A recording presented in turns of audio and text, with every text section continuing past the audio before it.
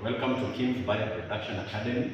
Today we are discussing about urea formation. And on urea formation, urea will be formed through deamination process. And how are they formed?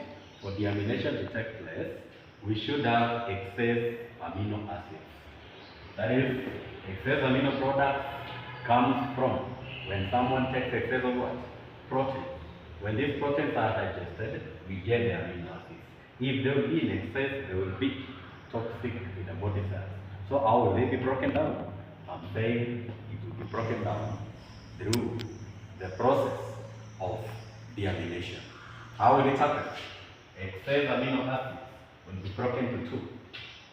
First one is amino group and carboxyl group. The carboxyl group, what will it be?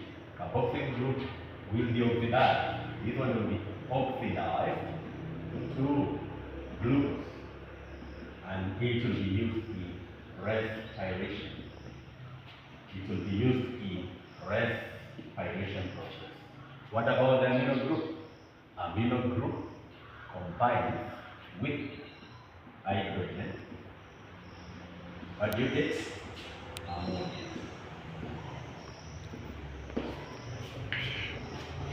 So let's talk about ammonia. This ammonia is very toxic. And being toxic, it has to enter the ornithine cycle, of which it will combine with carbon for oxide. It enters a process called ornithine cycle. Ornithine cycle. In the presence of a Kcse enzyme. And what do we get? A less toxic product, which is called urea plus water. So this urea, you can check, urea is less toxic. And this one is what we are calling urea formation. This was our Kcse question, and it was carrying 5 marks. The other 15 marks, we discussed about the boundary of urea from where it's formed to where it's eliminated.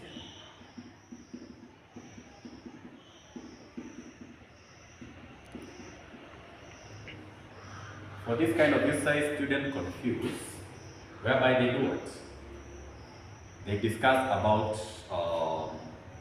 urine formation. This is not a urine formation process. This is just a direction flow of urea from where it's from. Where is it formed from? The first point is the liver. That is where we spoke about deamination taking place. How now will it be?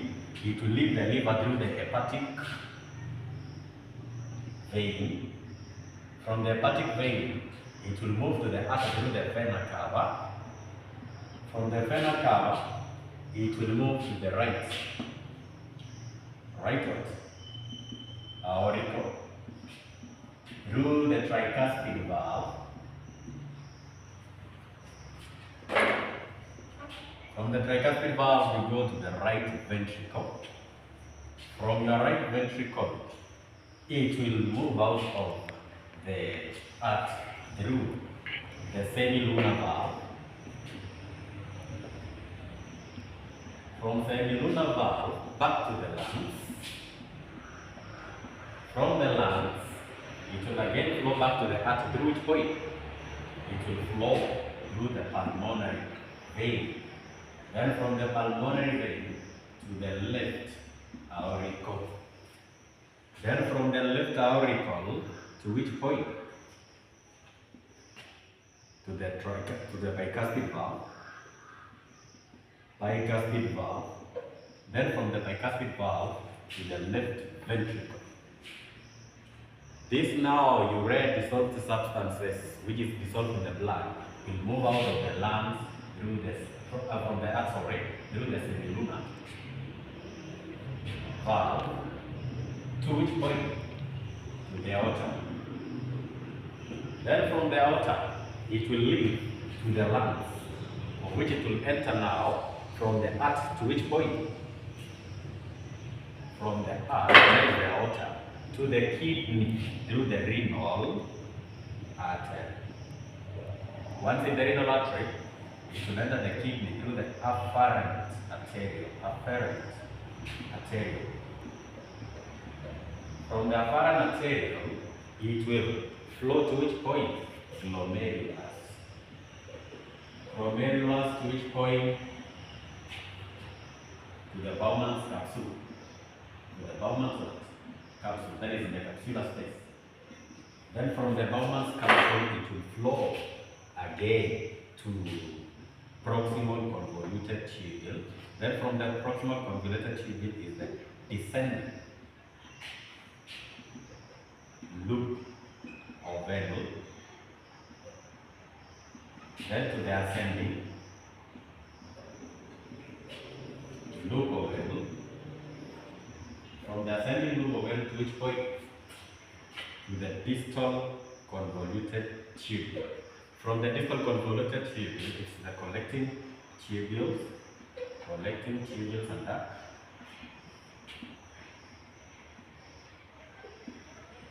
Ureter, urinary blood. Then two, then empty.